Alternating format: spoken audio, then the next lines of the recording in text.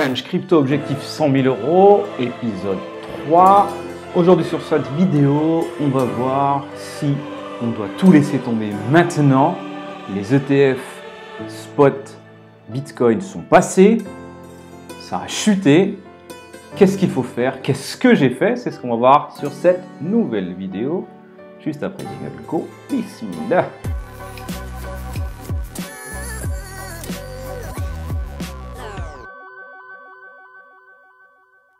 Salut, c'est Amarache, entrepreneur, investisseur en bourse, IMO et crypto. Et donc sur cette vidéo du jour, on va faire le point sur mon challenge crypto.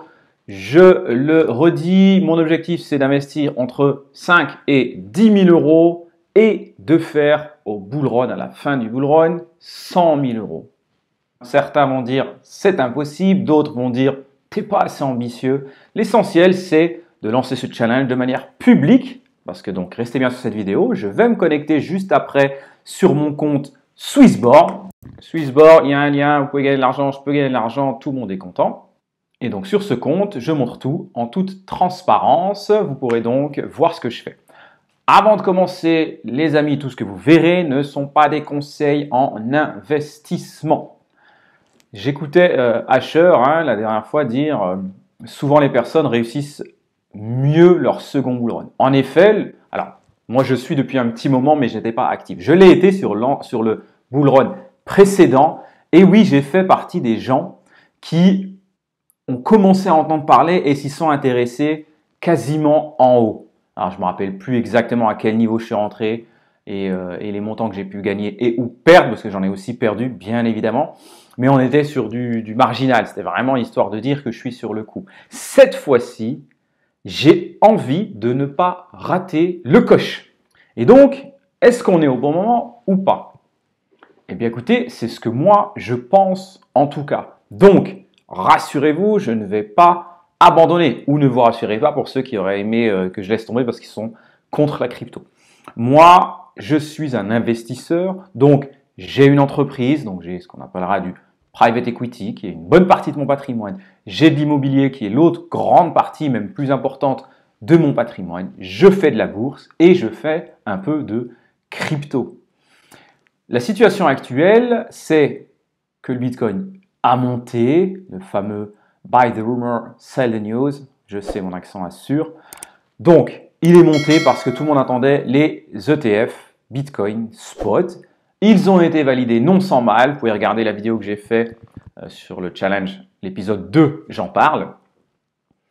Et après, eh bien, ce qu'on s'attendait, mais en moins violent tout de même, c'était la vente de l'information et la descente du Bitcoin. Alors, on ne va pas faire les techniciens parce que je n'en suis pas un.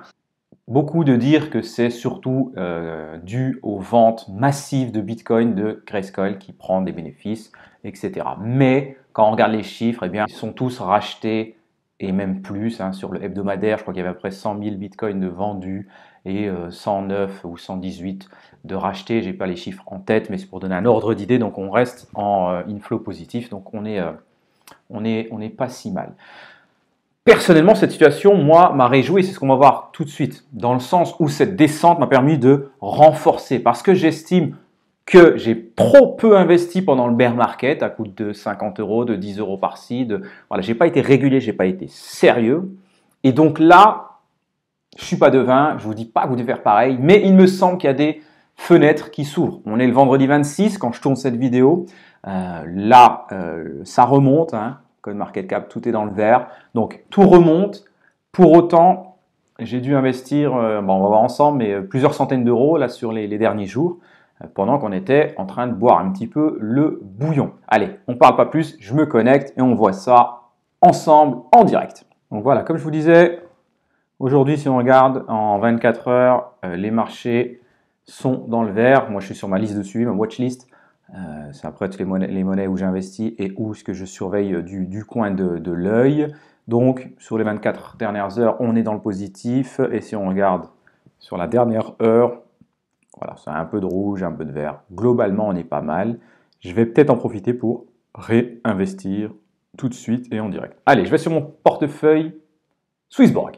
Encore une fois, Swissborg, je vous ai mis le petit lien. Vous allez pouvoir gagner de l'argent, des Borg, le token de Swissborg, et que vous pourrez réinvestir tout de suite derrière. Si vous n'en avez rien à faire du Borg, le token natif de Swissborg, l'exchange, la plateforme d'échange, eh bien vous les liquidez. Ce que je fais en général d'ailleurs, quand je reçois les Borg des personnes qui ont pris mon compte, qui ont pris mon lien, eh bien je les réinvestis derrière sur du Bitcoin et ou autre. Donc voilà le portefeuille, il est actuellement à 4571. Ce qu'il faut savoir, c'est que sur la dernière vidéo, on était arrivé à 4000, j'avais à peu près de plus-value latente entre 750 et 800. Je suis descendu à quasiment 300 € de plus-value latente. J'avais toutes mes coins dans le vert et il m'en restait plus que le Bitcoin qui était dans le vert. Tout le reste était dans le rouge. Le Bitcoin, en sachant que c'est le token sur lequel j'ai continué d'investir pendant le bear market essentiellement. Cette fois-ci, et c'est pour ça que je vous avertis, ne faites pas comme moi forcément, faites vos recherches, regardez votre appétence au risque. Voilà, moi j'ai envie de faire des multiples un peu importants. Déjà, mathématiquement, si j'investis entre 5 et 10 000, pour faire 100 000, il faut faire x10 ou x20, donc c'est déjà pas rien. Et vous allez voir dans le portefeuille que là, j'investis de moins en moins sur le Bitcoin parce que il fera sûrement pas x20. Wallahu alam, je ne suis pas devin, on ne sait pas. Donc, si je regarde, voilà, profil perte en non réalisé, donc je suis encore à 493, dont 570 c'est le Bitcoin. Donc Bitcoin, je suis encore très très bien. Là, le Solana est remonté un peu, mais si j'aurais fait cette vidéo hier, on aurait vu qu'on était dans le rouge. Donc voilà, toutes mes lignes en toute transparence. Vous avez remarqué que j'ai une ligne en plus, c'est le Radium.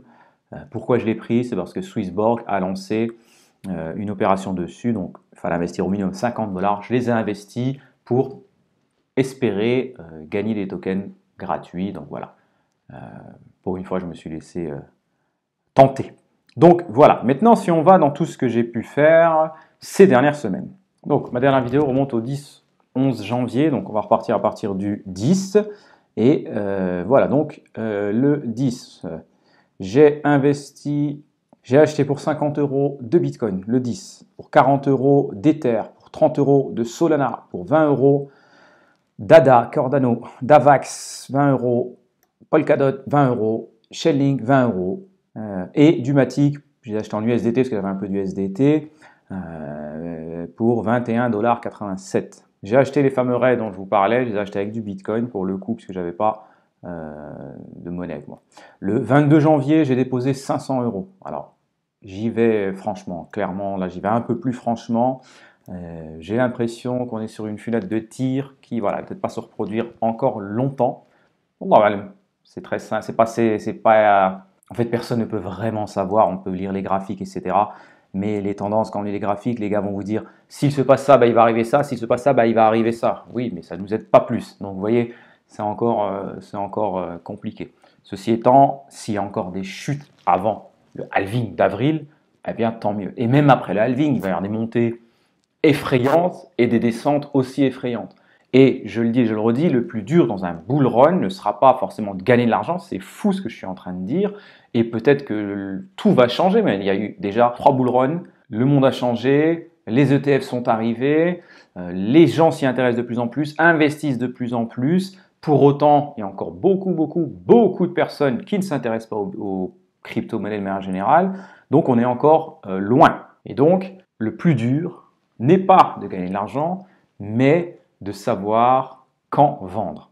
Et donc, moi, j'ai commencé à noter chaque token. Je vais vous montrer, vous voyez, en toute transparence, je vous montre.